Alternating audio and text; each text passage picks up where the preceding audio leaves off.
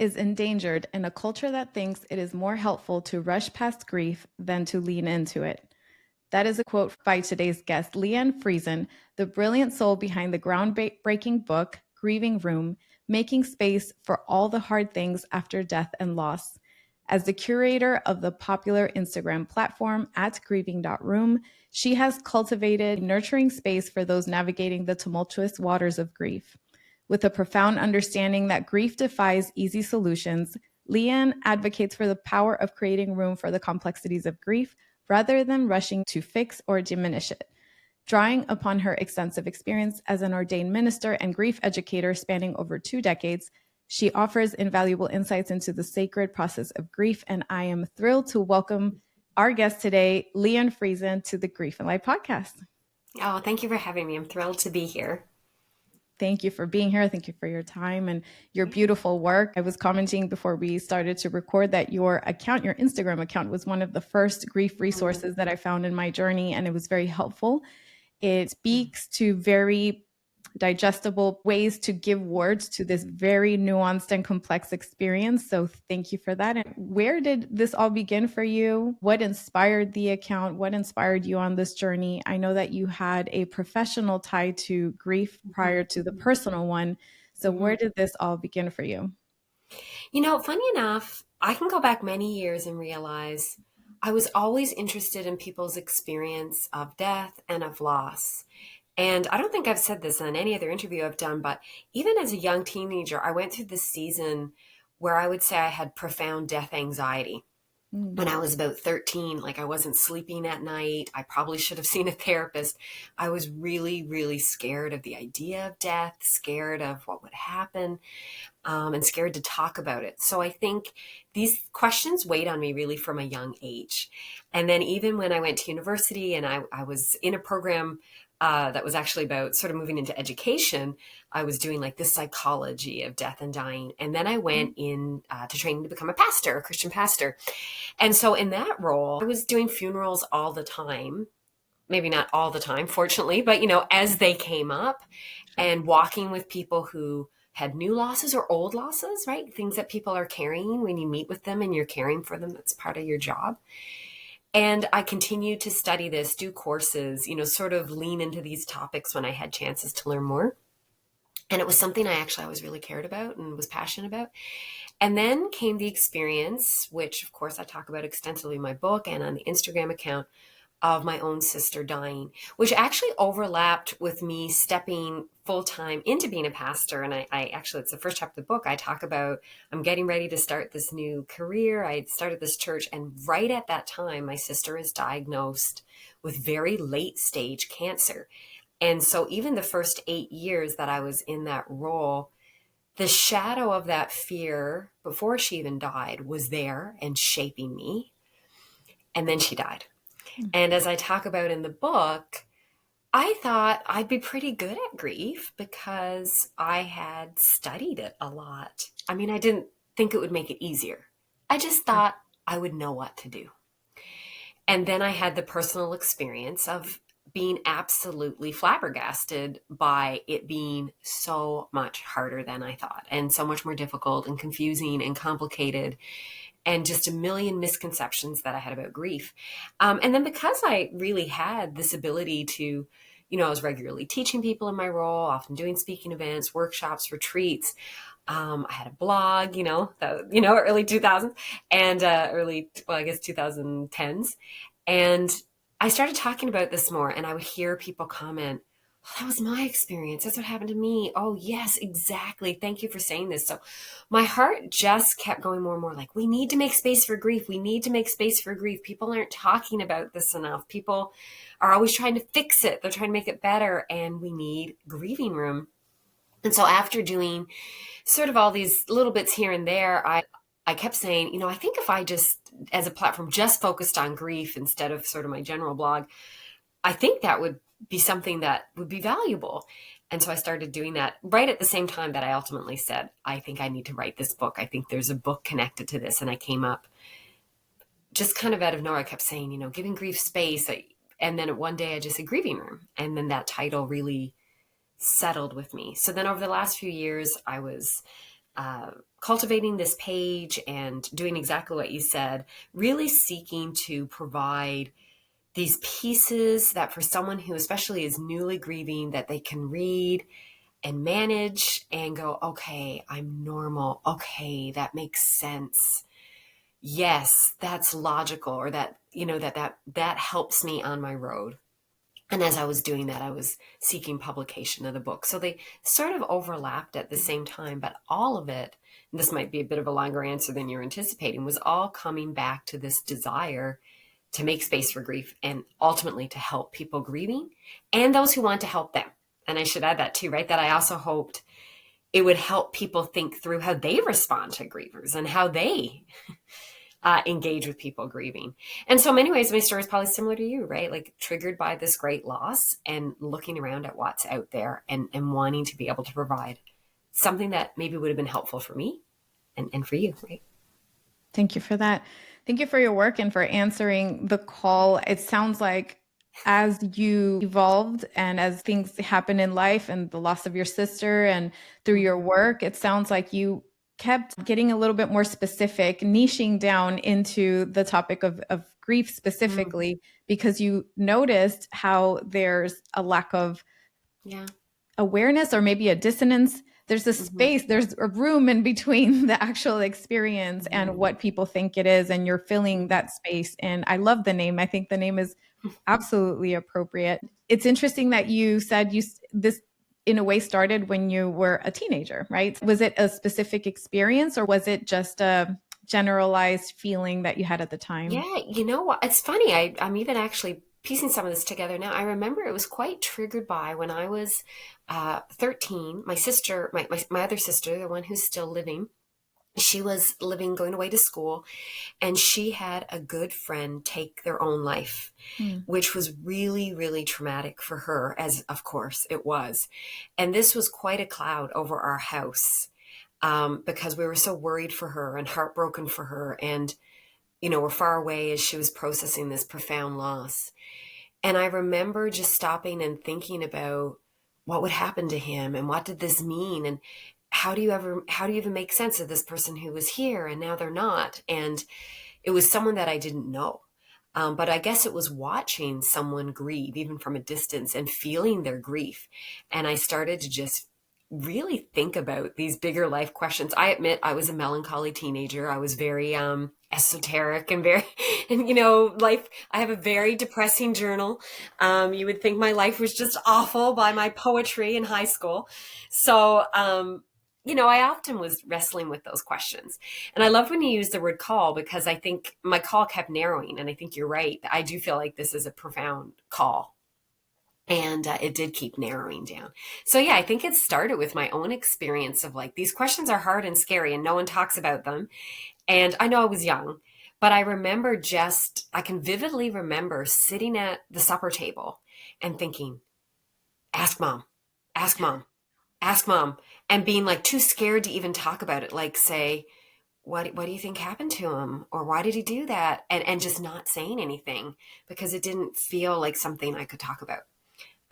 It would have been okay if I did. I know that now, but I felt even too scared to talk about it. And I've talked to a lot of people who have that experience as a teenager. So I think even as a young person, I think even culturally, we are really sort of shaped in those moments to push that down and to not think about it too much.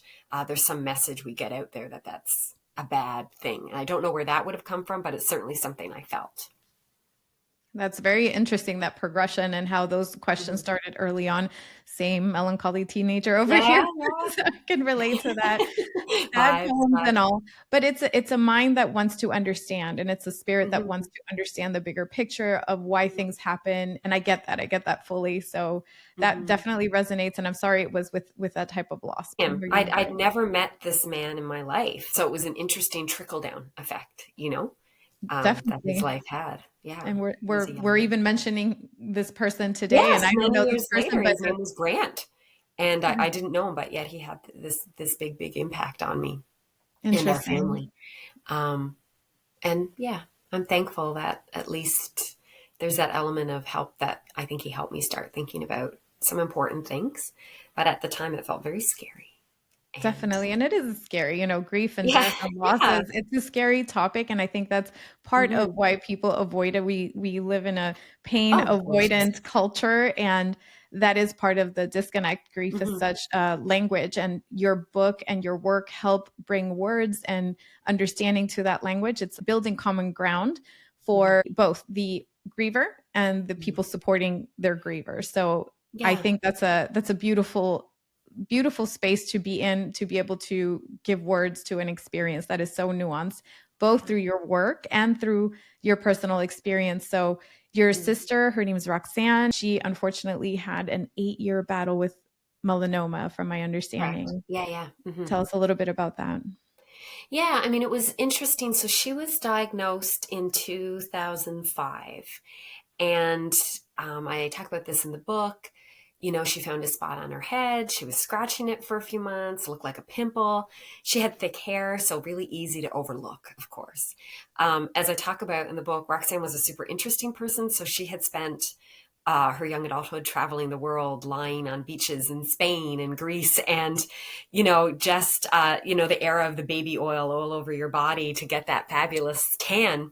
Right. Um, Before anyone knew this was a risky thing, of course. And I finally went, her good friend actually sort of said, let me look at that one day when she was picking at it. And he said, you should come into my office this week and I'll remove it.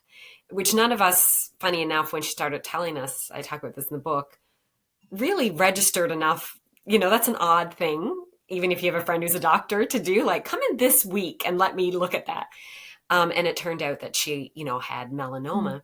Now, the hard thing with melanoma, and anyone who's had a loved one die from melanoma or really battle it, and of course, any disease or struggle can be like this, is there's so many different experiences of melanoma. So often, those first few months, when I'd say, my sister has melanoma, the most common response was, oh, don't worry about that. My uncle he had a melanoma last week and he had it cut off and he was fine, which is true of most melanomas, right? So that's stage one. And then I'd have to say, well, she's stage three. It's in her lymph nodes. It's spreading. And so she very quickly it was already quite spread. So then she had surgery, she did like a year of treatment, came back. So it was this journey of do a surgery, do a treatment. Oh, now here's this a new one, because it was spreading slowly through her body. So for 8 years, it was this shadow over us, right? She had lots of stretches of health. She was always getting stuff cut off. Like anytime she went, every 6 months she'd go and there'd be something that they'd say, let's remove that. And then ultimately in 2013, this growth came on her leg. I can still picture it was horrifying. And when they did the scan, well, people who have cancer know this, right? It's in your liver, it's here, it's there. And then that was ultimately the one that was, it had spread too far, too fast, and there were no treatments left. Yeah. And so there's so many different ways that people experience death. You had such a sudden, horrible loss. We had so many years to prepare, for which I'm so thankful, you know. But then part of me was left with this naivety that I'd be prepared and that, well, listen, we've had 8 years to get ready for this in so many ways. And then when I was still reeling from grief, that threw me for a loop too, because I thought I should have, I thought I'd pre-grieved enough. I've heard a lot of people use that term. I thought I pre-grieved, and anticipatory grief is real. Um, Very. but you can't fully grieve ahead. And so then that was an interesting journey too, to discover that. I don't know if that answered your question, It but did. that No. was our road. Yeah. So we had, there's so many layers to different types of losses. Yes. And when you gather with other grievers, it's so important that we recognize the differences of our experiences. I cannot understand what it's like to get a call that Yeah. my brother is just gone, right? That is so traumatic. Um, and in the same way, someone else, they haven't had the experience of that slow fear that you carry through all those years. So we have to be so empathetic to each other. And grief can create great empathy. And sometimes we can be really competitive as grievers too, for lack of a better term, Refill. and it's okay. It makes sense, right? We kind of want to out grief each other. Mine was worse. This is harder. And it's all our desire to legitimize how much our grief matters to us, right? And I have to remember when people are doing that, well, your sister was 48, mine was only 40. And it's their way of saying, I'm so sad. I'm struggling. That's what we're trying to say, right? And so we need to give each other that grace, I think. Have you had that Definitely. experience?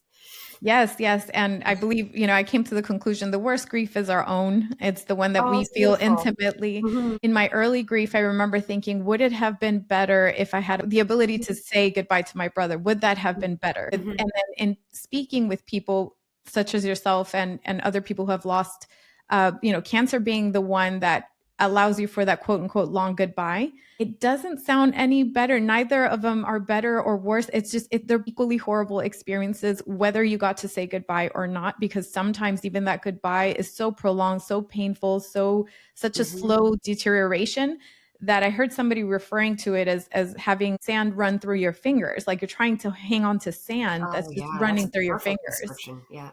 And I said, gosh, that's pretty awful too. So I stopped comparing grief. I stopped comparing my grief. I even in a way stopped wondering. I just said it's awful. Either way, it's so painful, and the lived experience for each person, whether you got to say goodbye or not, is very unique and it's very nuanced. And it The wondering's normal. yeah, And that I too. think, I have a chapter called Room for Imperfect Goodbyes. And I talk about this goodbye narrative we have in our culture. And I blame movies and TV shows for this. And I'm going to Oof, be yes. honest, it's a pet peeve.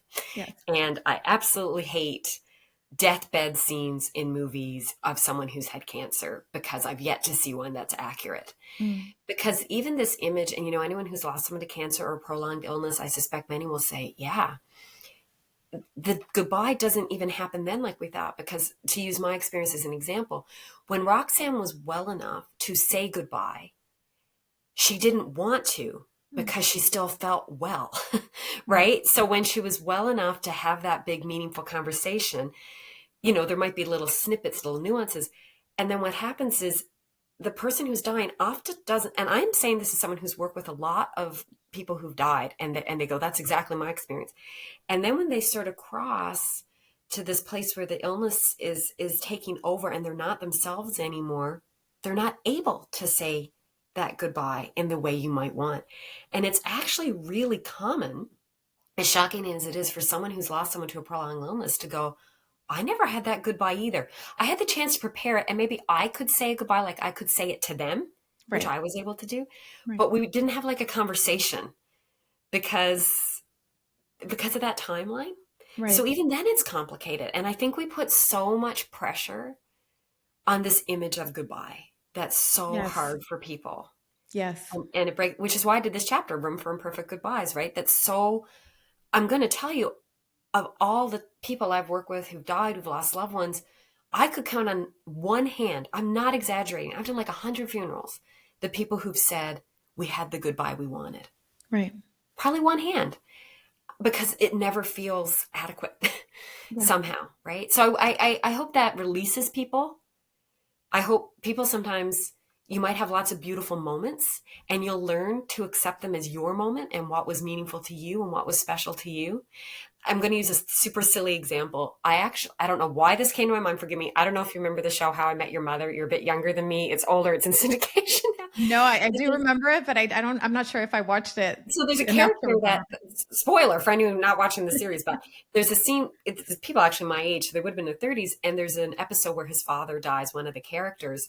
And I still think it's one of the best TV episodes I've seen about death. Like his reaction to that death was so authentic. He has a heart attack. But the whole next episode, it's a comedy. He's obsessed with the fact that he didn't have a last, everyone's telling the story of their last conversation with their father and Mm. how he didn't have a good last conversation. I was like, the last thing he said to me was this, and the last thing he said to me was this. And he's so upset because when he when he looks at his dad's last conversation, he says, have you ever seen Crocodile Dundee 2? It's totally adds up. And he's like, how could my dad's last conversation with me be Crocodile Dundee 2? And it's such a great example of what happens. And then what ends up happening in the story is he listens to the message further and like first, then he discovers there was a pocket doll. But when he goes Mm. to the end, his dad goes, oh, a pocket doll. It's been years since I've seen this. And he says, sorry, I love you, son. And then he goes, oh, my dad's last words were, I love you. But when he gets up to speak at the funeral, he tells the Crocodile Dundee story. And I actually love that now as someone who does more grief work, because I love that became beautiful to him. Like Yeah. it became beautiful to him that, like, yeah, because my dad was goofy and we shared that, and and that goodbye actually became the one he leaned into, which I think is really cool. And so I know it's kind of a silly example, but I think that that's part of what happens in our grief journeys is we look back, and what feels inadequate in those last moments, or what we find a way as time goes on to look for the beauty in them in a new way. Sometimes it's hard to do. Sometimes there's not beauty in those last moments because sometimes they were horrible.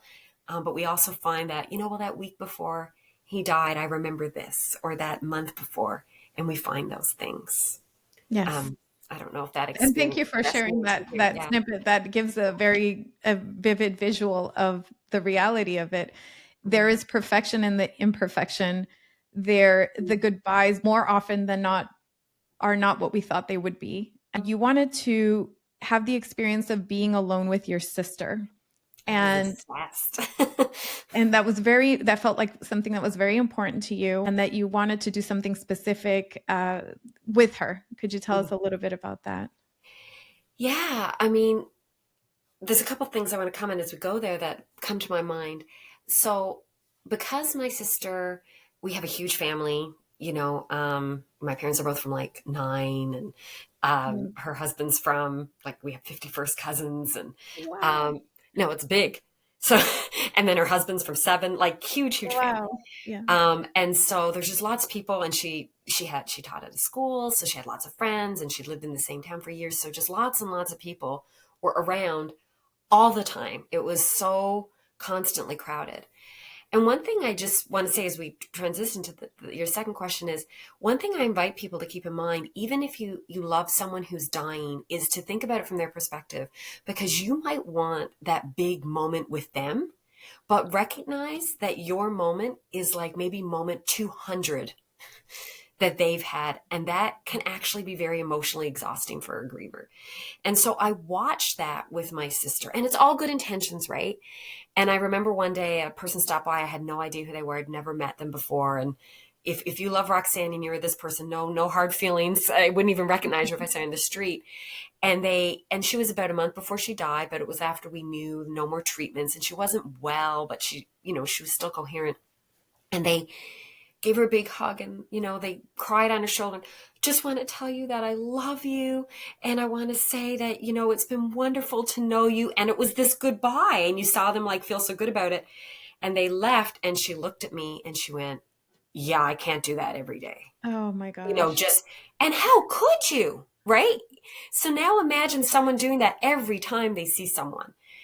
And so I really said to myself, I'm not going to be that person, because I wanted those moments too. I wanted the big, tell you everything that's on my heart. And I was like, well, my gift of love to her will be to not pressure him, not try to make every conversation meaningful, because it's exhausting. Right. That is exhausting. Um, and so, but it didn't mean I didn't want it, you know?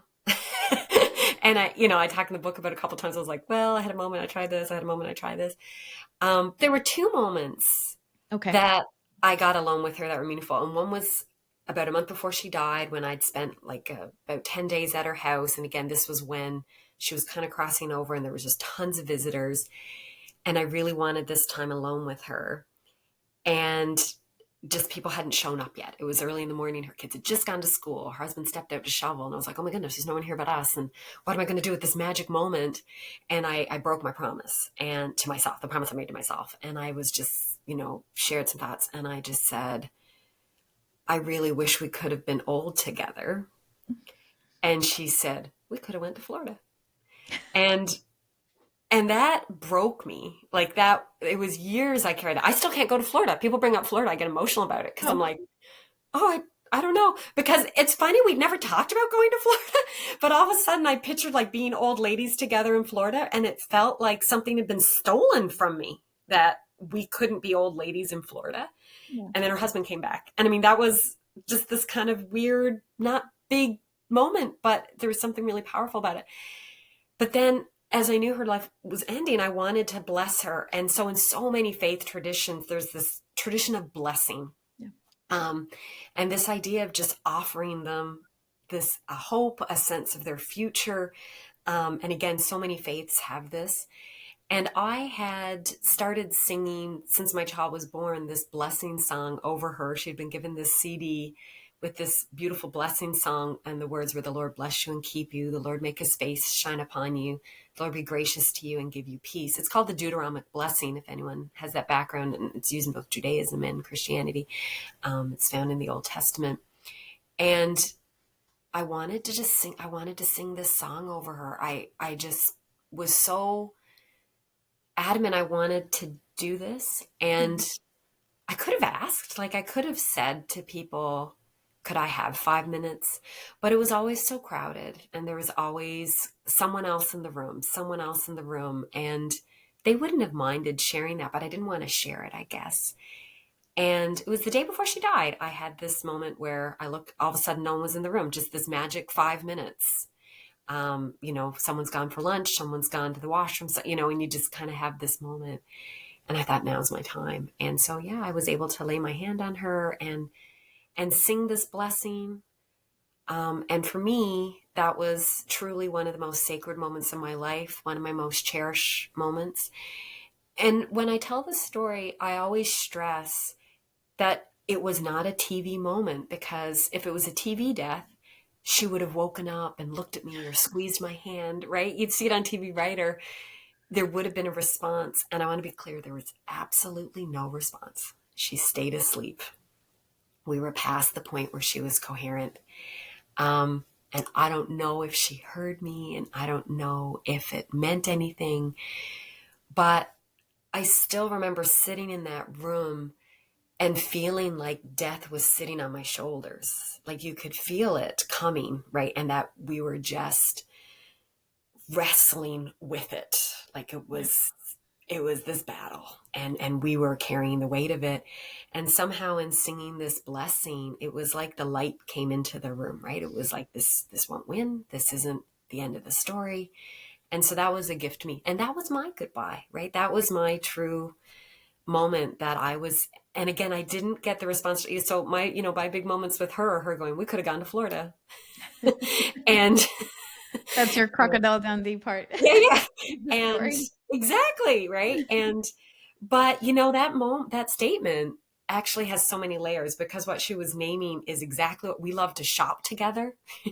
We love to have fun together. Um, and when she said we could have gone to Florida, I knew everything that statement meant, right? It meant we'd go on vacations. It meant we'd sit on the beach. It meant we would go and have a laugh. We'd eat too much, and we'd go to all the outlets. There were so many things in that story that I knew what it meant. And so it was actually really meaningful. It wasn't her saying, here's all the reasons I love you, and here's the things that matter. And sometimes we do that, and you might have time. And some people, but again, she had 2 children. And I mean, her priorities for those things were her kids. And so much of our job was to help facilitate those moments with her children in that season, right? And learning not to be greedy in that season was hard, for sure. And But especially with so many, family yeah. members and friends and people coming in and out of the room and Mm-hmm. And I having to wanted share them, that space. it was interesting because one of Roxanne's closest friends just finished the book, and she wrote me and she said, "Did I ever tell you about what happened a couple days before she died?" Wow. And she told me about having a similar moment, only her moment was different. And it was maybe a day or two before. And she said, everyone had left, and it was just me. And Roxanne sat up and said, "Could I have a cup of tea?" And she said, and the two of us sat there and we had like a conversation. And I Wow. think it was her last coherent conversation. And I said, I love that you had that moment. I mean, a little bit of me was jealous, Sure, uh, sure. not in a bad way at all. But we get the glimpses where we get them, right? And so I'd never heard that story before. It was so neat to get to hear it. But I was happy she had that too. She loved her too, right? But again, when someone's dying, you're trying so much to somehow everyone wants a piece of them, right? And it Yeah. starts to feel like there's not enough to go around. And that's so normal too. And when you've had a sudden death, which I know is your story, Mhm. it can look similar, right? Like the people that want to be seen, they want their grief seen, they want to share their story, they want to speak at the funeral, or they want to, there's those ways that we're trying to find our place in the grieving and in the dying. And Definitely. I don't know if that makes sense in your side as well, and all the different ways you see that, because it happens. Definitely. The ending was sudden and there was a lot more of that shock. I live in Florida, speaking of Florida. So Lucky it you. was it was sort of like a hurricane or maybe a tornado where it's like that sudden impact and Yeah. then you just look around and you're just in disbelief. So there was a lot of that going on. There's a lot of not knowing what to do in that space that Mhm. follows probably for a few weeks after that. But I want to go Mhm. back to what you said about how you knew what that comment meant because it was her way of maybe communicating, I just want to be with you as your sister. Like Mhm. and then Mhm. the Florida is just kind of a symbol for that It's the space. outlet malls, really, was, I think, her thought. In the most Yeah, where we positive could of just be ways, because sisters she and go often went there in the shopping summer to shop. Yeah. Hmm. and spend time together. No, Yeah. gosh, Yeah. that's so beautiful and so painful at the same time. And that image of the heaviness of death in the room, Yeah. the presence of death in the room, and then your song to her, the opportunity to sing, Mhm. lightened everything up in the Mhm. best way that it could, and serves as such a beautiful core memory and your goodbye. Really, that was Yeah. the goodbye. A goodbye and a surrender, for lack of a better term. I release you. I bless you, right, Yeah. as you go on this next part of your journey. And everyone has to find their And own ways and time and space. They do that, but I'm thankful I had that moment, and it felt like a gift. Um, and so it again, it sounds looked like a different than gift. I thought, but it was a gift, and I'm glad. And the surrender part, I do wanted to highlight that because it's such a huge part of the grieving process, surrendering over and over and over again, even after our person's passing or death. I know that I still struggle with which word to choose sometimes, but after a person's passing. So, for example, in one case, somebody said, you have to have hope, you have to hang on to hope, even though you had already accepted the inevitable, right? Yes, And yeah, tell that story. Yeah. please share that story and It's what so exactly. common too. When I tell Mhm. versions of this story, people go, yeah, that happened to me too. It's actually the very introduction to my books. If you want to get a sense of what the book's about, this is a good explanation of what I do on my Grieving Room page. And I have a really good memory. It's a joke among my friends that if I don't remember it, it didn't happen. And I can remember what people. I'm not good at memorizing details, but I can be like, we were here and you were wearing this and you ordered this for lunch, and they'll be like, that's creepy. And I do not remember who said this to me, which I think is a gift of from God that I just blanked it out Right. because I would probably feel bad talking about them if I remembered. So again, if it's you, it's okay. But my sister was dying, and it was that season where I'd just been to her home, and I was, you're right in the midst of it. And I lived a few provinces. I'm in Canada, so I I lived in another province from like a different state. And so I was back home where people who, they weren't in the midst of it in the way that I was, but they knew what I was going through. And literally I'd just gotten back from seeing her. We were planning for her move to hospice. I had literally had a conversation with her, going through her closet to pick out what she'd wear to her funeral. Like you can't explain the trauma you're even carrying in that moment, right? Of the things you're processing. Like, that I just have that conversation? I was making her funeral slideshow, right? And this is where we are. And so, yeah, someone says to me, how's your sister? So lovely to ask. And I started by saying, well, she's dying. And I had another statement going a bit like, I was probably going to say, but we're hanging in or whatever, and I was trying to say, like, she's crossed over to that phase. Sometimes in hospice work, they'll say actively dying, and what they mean is that, we're not doing treatments anymore. This is the step we're on. And this person was just aghast, and they, put their hand to their mouth.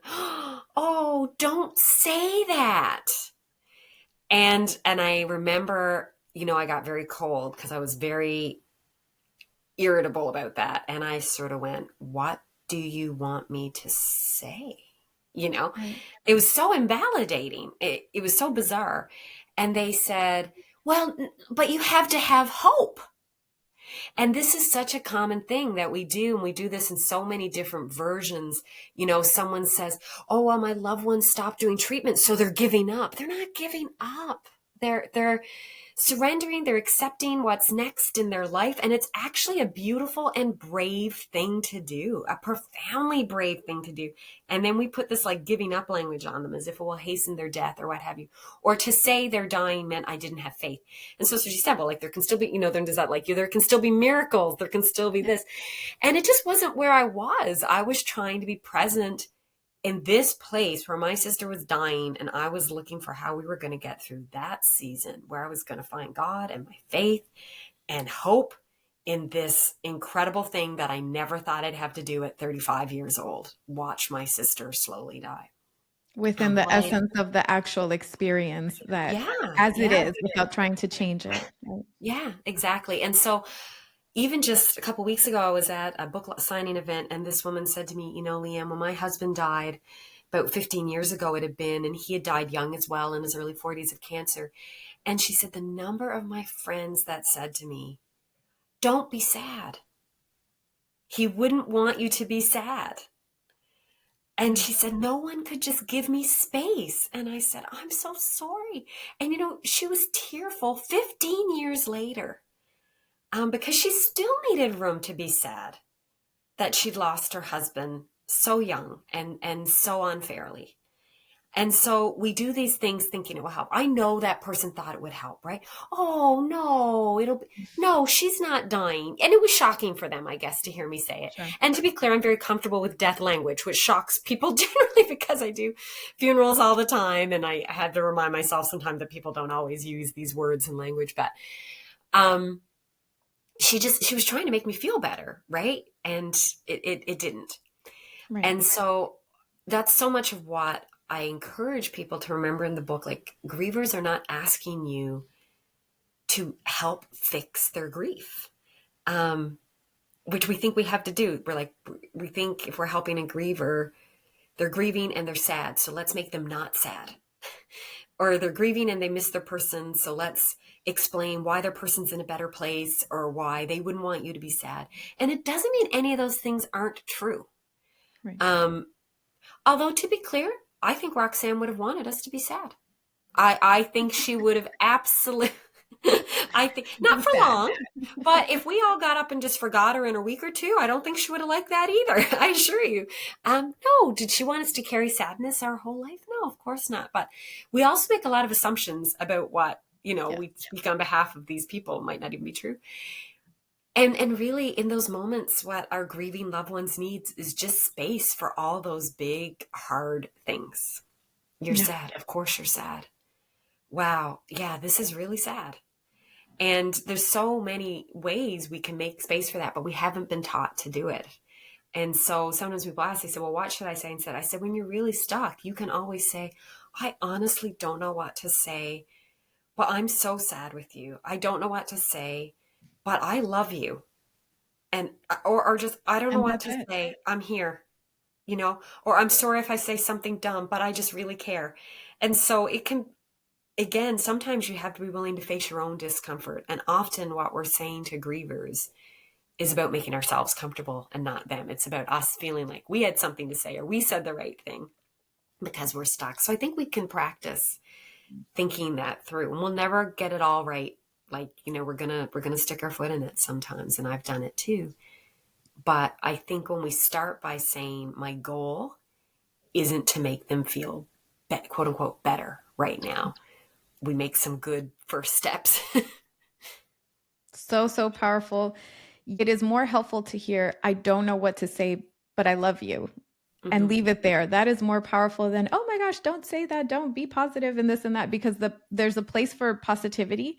And in this context, more often than not, it is not the place, right? So in loss, by the time a griever accepts, for example, in this case, by the time you say she is actively dying, she's dying, there has been so much inner acceptance and understanding and just digesting and processing of the magnitude of this experience. By the time a griever says those words, invalidating them could be one of the most painful experiences on the receiving end, right? Because you're saying all of this that I've had to go through and endure and accept and process.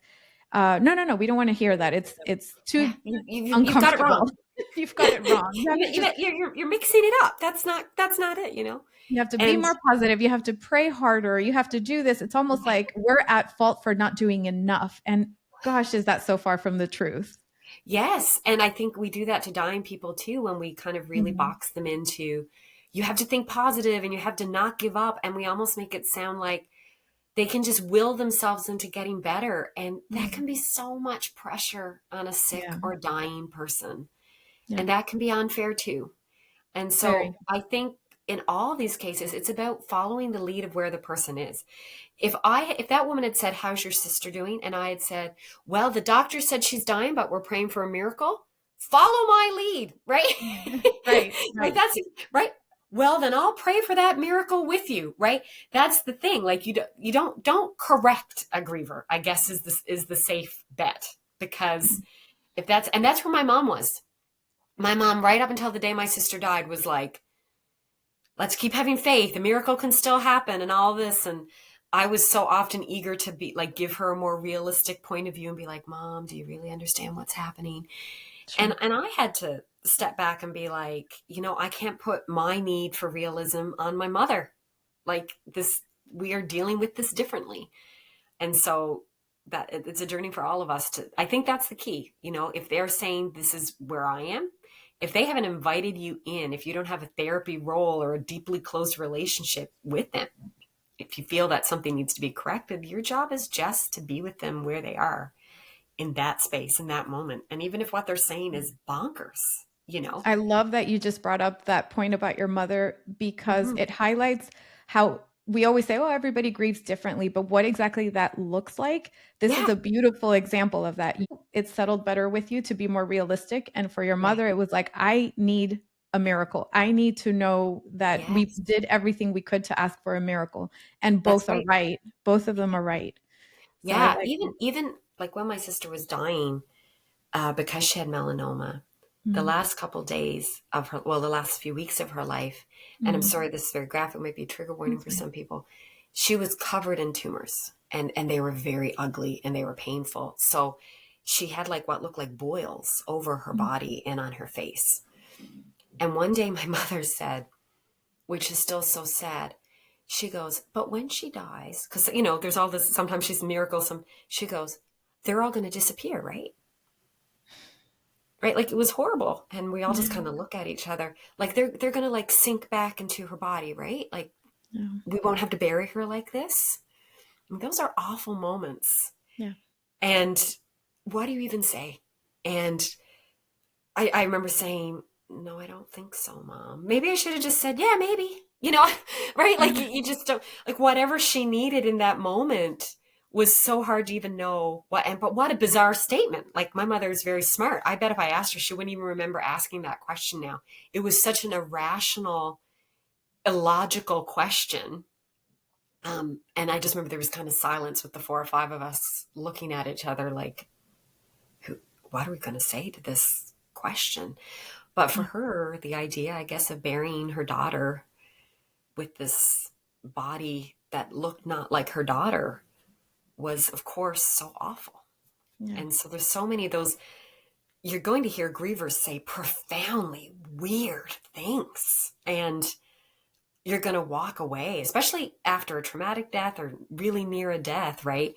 And again, you just don't need to do a lot of correcting. I remember at that time, if that had been a different season, I might have been like, Mom, what's the matter with you? Like, what a weird question, right? And I think I said no, but I remember thinking, oh, this needs to be really gentle. Yeah. It's just not a time where there's a lot that's rational. So you have to kind of be with the person where they are in that moment, right? Definitely, definitely. And the mind tries to grasp at anything it can to understand what's happening and to accept it. Yeah. And that moment when you realize it's 100% out of your control, there is nothing you could do. This is Yeah, it. Your mind is just grasping at whatever predictability. And that's right. when we don't have that, grief, Hmm. death takes that off the table completely. When we don't have that, the mind is desperately looking for answers to create a sense of safety again. And for example, my equivalent of that was my brother died when there was a full moon. And I remember driving and all I saw was this full moon. And I said, oh my gosh, it's the full moon's fault. it's because, it Of makes you course. crazy and something Perfectly happened. And it's logical. Mm-hmm. that made Yep. perfect sense in my Yes. mind that Yeah. day. So I understand, because it's the mind's desperate attempt at making sense of the senseless, of this very profound experience that we're going through. Yeah. I It's want well to said. pivot a little bit because I Oh, want it's to whatever. highlight your book. It is such a gift, the way that it's written. So one thing that I like, the way that you did the chapters was a play on words on grieving room. So what exactly do you mean by room? And there's different chapters that all have the word room in them and what that means in the context of grief. So for example, room for the uncertain, room for the and, room for grief to come, valley of death, imperfect goodbyes, rituals, grief bubble, etc. So there's various chapters. I absolutely love this because it really encompasses the fullness of the experience. And it's not just the loss of the person that is one part of it, that's one aspect Mm-hmm. of it. There's Mm-hmm. the pre, during, and post experience. Grief thrusts you in the realm of and. I love, love, love that your second chapter is room for the and. That was Oh, that's so so neat. huge. I Yeah, love that.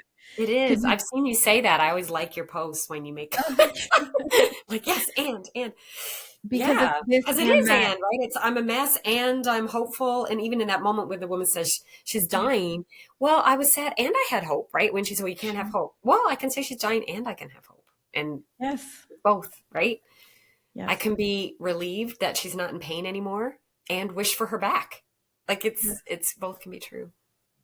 Yeah. And you touched lightly on the imperfect goodbyes as well. Go ahead. You were going to say something. No, but you said you had a question that I skipped in there that I think you said you wanted to ask No, no, that's, about I grieving wanted to room. highlight that it's Yeah. the book is excellent both for Thank you. grievers and Mhm. also for the person trying to understand grief. It is I painful. hope so. Death is painful. Loss is painful. For That's sure. okay. This is a step forward in becoming It's right in front of comfortable me. with the uncomfortable.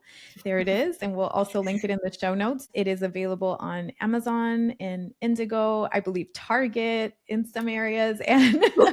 And we'll also link the links to purchase the book as well. I want to touch on the room for your loved one and room to never get over it. Give us, we only Mm, have a few minutes, so just maybe a little bit of a touch point on both of those. So, room for your loved one and room to never get over it. I love those chapters. So, as you said, what the book does is it uses my sister's death, so to speak. Maybe use isn't an ideal word, but it uses that narrative as an explanation of a grief journey. And each chapter is a different phase on that journey for me and a type of room that I realized I needed as I grieve. Grieving room includes a lot of things. And so those chapters come near the end and they talk about making room for those two realities. One is room for your loved one. And so part of our journey of grieving is learning where our loved one fits in our lives because they remain part of our lives. They are so deeply entwined with who we are and who we've become. And as I said, I'm not talking about, a ghost following us around or something like that. I'm talking about the reality that they remain part of your life because they're such a big part of who you are. Even if they were part of your life a really short time, even if you lost a newborn or even a miscarriage, there's a way that they were part of your life and shaped you that will never change. And so we have to learn and allow ourselves to take room for our loved one. And early grief models, like the Freudian grief models, Mhm. were all about forgetting and moving on. And that permeated our culture for a long time. Don't think about it, right? Don't put up the pictures, don't do whatever. So I encourage people in that chapter to think about what room for their loved one looks like for them. And it's different for everybody, which I think is so important to say. So I don't actually have a lot of pictures up. I tend to look at pictures when I want to look at the pictures. For a long time, my parents had what I can only describe as a shrine. Sure. There was, several pictures, really beautiful pictures all together, and they loved looking at that. Some people will wear a piece of jewelry. A tattoo is such a common thing that people do now. But it's not just about that. It's also about learning that it's okay for them to continue to be part of your life every day. And what I mean by that is to keep talking about them, Yeah. even if it makes people uncomfortable, to keep naming who they are, to say their name. One of the things that I absolutely adored, if I'm meaning, is when you fill it, when you're on her podcast, there's a form you fill out and you're going to know what I'm going to say. And at the end it says, what's the name of her brother? Yeah. And I thought, this is a griever. because this is someone who understands, do you actually care about grief? And I thought that was such a beautiful question, because that's what we need to do. We need to realize they're still part of our lives. And it takes us a while when we're grieving to realize, okay, yeah, I might say their name and people get a bit awkward. I might tell a story about them and the room sort of doesn't know what to do. And that's okay, because I'm making room for my loved one. And so it's learning to keep them in your life. And then when I talk about room to never get over it, which sounds like such a weird chapter, what I mean by that, again, is at some point, I think almost every griever realizes I'm not going to be the same person at the end of this. And we spend the early days of our grief waiting and hoping and asking, and sometimes even counting down. I know that I asked everyone, so when will I be better? And that might sound really silly. That's my personality. My husband likes to talk about when I was in labor, and every nurse that came in, I said, so how much longer? And he'd be like, yeah, you cannot handle not having an agenda. Right. And so with grief, I wanted one too. I wanted so what are we talking? 6 months, like a year? When's the moment I'm going to wake up and I'm going to feel like the old Leanne? I'm never going to feel like the old Leanne. Just like any time in life, we change as our life goes on. And that's not a bad thing, because we become new versions of ourselves, and they can be beautiful versions of ourselves. And so when I say room to never get over it, I don't mean that we stay in the depths of early grief forever, that we just say, I'm digging a hole and I'm staying there, but that we recognize that we are forever shaped by loss, that we carry scars, that it's made us a different person, and that we will always miss them. And we will always want to find those ways to remember them, to have them in our lives, and to carry on their legacy. Yes. And so that's what I meant by those chapters. Gosh, so powerful. So, so powerful. Please, if you're grieving, do yourself a favor and absorb all of these lessons and understanding of your own journey through somebody else's journey. I think that's the power in sharing these stories. I know that you started this in 2018, this book in 2018. So it has been a journey in and of itself to write the book. I heard you also mention that you felt, and I understand the statement, it's going to sound a little bit shocking, but I get it. You said, I feel like I could die now, right? Because it's that sense of completion. It's that sense of, I put this into the world and it lives on forever in a way. Your sister will get to live on forever in a way through your book. So will your story. So will these lessons, and they will help so, so many people. Thank you for doing the work. And thank you for taking the time to put this out in the world for all of us to benefit from as well. Thank you. And I love the work you're doing. Thank you for what you're doing. And I know not everyone will feel they can write a book or host a podcast, but I pray that you all find your own ways to carry on that legacy, even if it's just that one nice thing you do for someone, or the memories you hold on to, or the picture you look at, that you'll realize that we all have those ways that we let them continue to have an impact and continue to be important to us. And I think that there's many ways that can look, and I hope people know that too. Definitely. And there's example about an exercise with clay that I thought was very beautiful. I do want to make sure that we include this in this episode. It's a very powerful exercise and visual. So tell us about the continuing bonds and how they stay in our lives through this Play-Doh. Yeah. So in the book, and at the end of the book, I was really glad when my publisher asked, would you like to do something like this? I said, yes. There's actually a series of guided exercises. And so they're either designed that you can do them on your own or with a partner, or you could have a small group, or if you wanted to lead a grief support group. The theory is that for each chapter, there's 3 or 4 discussion questions, and there's a little activity you could do. And my visioning was that a group could maybe read 2 chapters a week, and then they'd have 2 things to do. And so one of the activities I talk about with this, room for your loved one, I think that was the chapter I connected it to, comes, again, there's lots of wonderful grief theories out there. What we mean is psychological structures that we use to help understand grief, not theories as their ideas, but ways to understand grief. And I really love the continuing bonds theory of grief. And if anyone's a continuing bonds expert, they're like, yeah, obviously, because I keep saying that they stay with you, they're part of you, and that's one of their big tenets. And so from this, one of the activities that came out of that I use in this book is exactly this, that you take some Play-Doh, Some clay either works. Toothpaste works for all that matters, but a little True. less necessary. I recommend Play-Doh or clay. Two different colors, right? And then you mush them all together. And then you say, now try to separate them. And you can't. You'll never separate them. They'll become a new color and they'll become a new thing because the two are so intertwined. And that's so true of us and our siblings who we've lost, right? There's such a part of us. And so often we think that somehow the goal is to get that out of us or something, but it's not. Something new's been created by those two things. And so I'm glad you like that exercise too, because I think it's beautiful as well. It's a beautiful exercise and analogy. And when I heard it, it was like, yes, that gets to the essence of what this new reality is. And we don't have to define it perfectly, but it is this new thing that maybe we never expected, but here we are, and it's still beautiful in its own way. Mm-hmm. I would be amiss to end without asking about the role that faith plays in grief. Following your sister's death, you also experienced other very significant losses and life changes. One of them being, I believe it was your nephew. If you Mm-hmm. could share that story and how it impacted your faith at that time Mm-hmm. and where you are now with it. Yeah, so I mean, I'm a Christian pastor. So that would be my faith background. And there's an idea that, when you're a person of faith, and we all, faith can look like different things for different people, that there's a way you're supposed to understand and process things.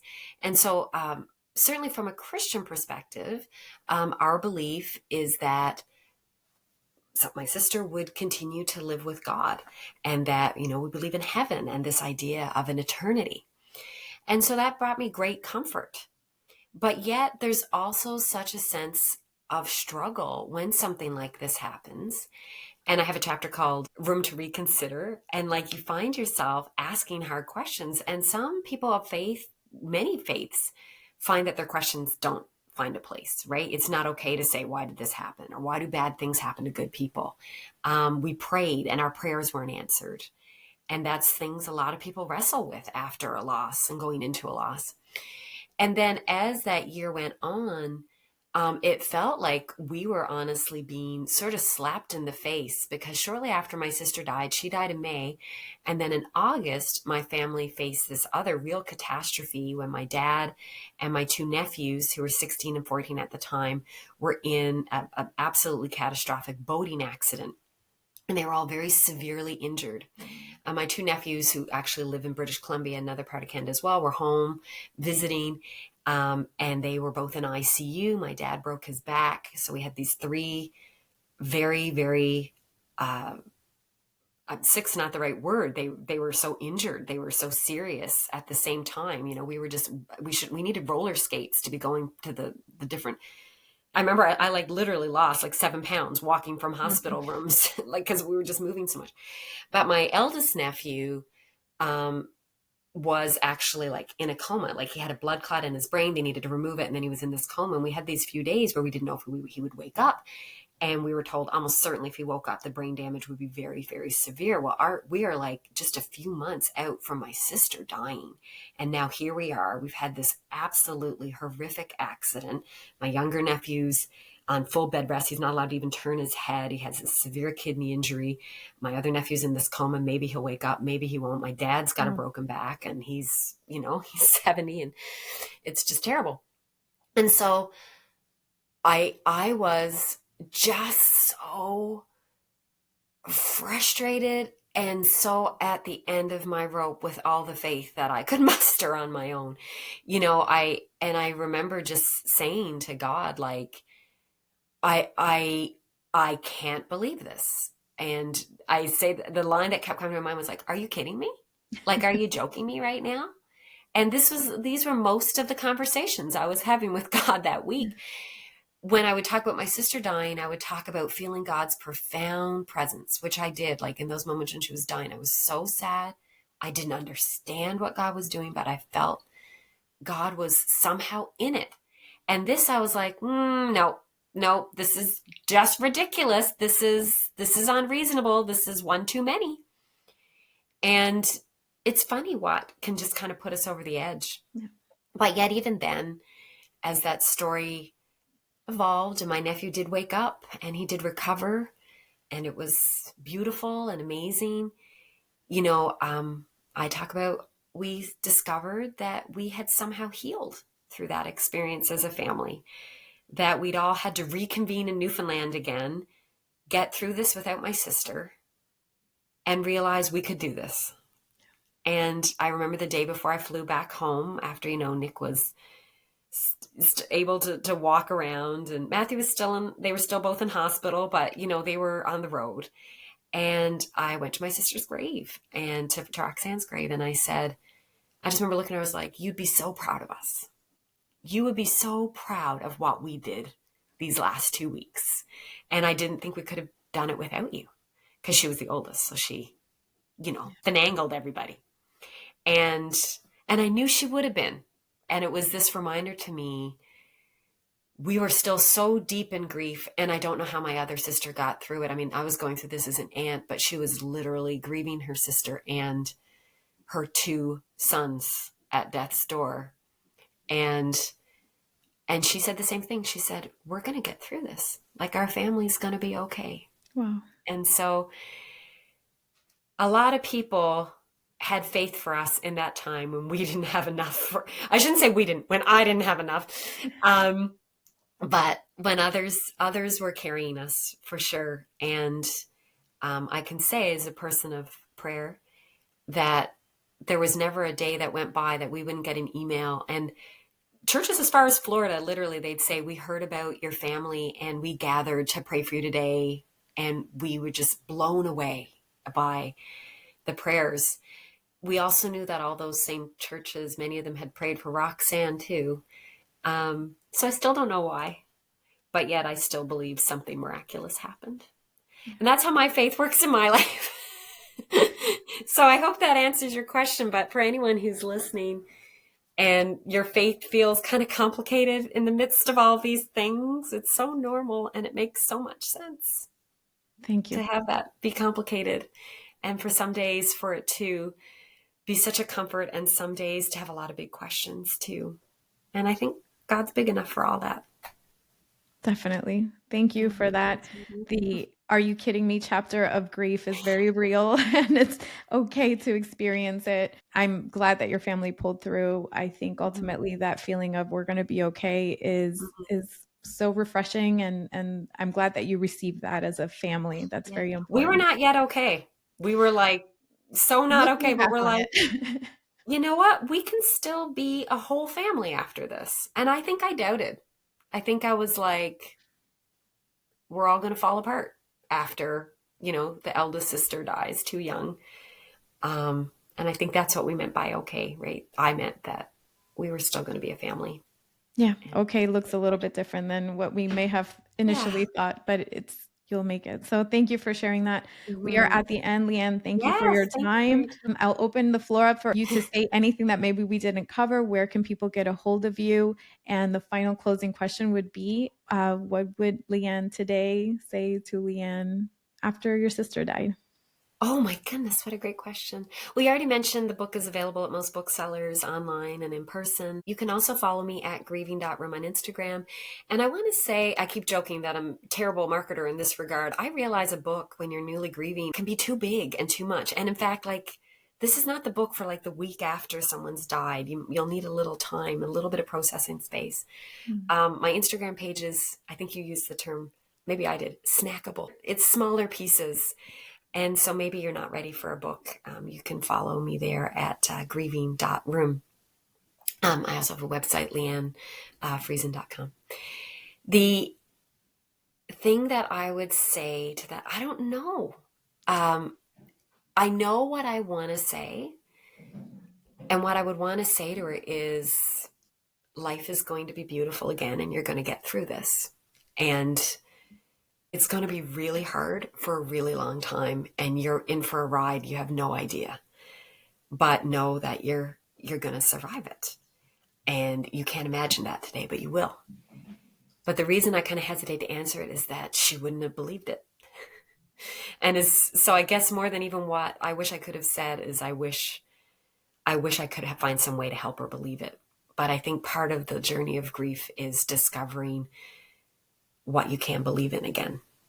And that's part of the road, because part of the road is having those nights where you say, it's never going to be okay.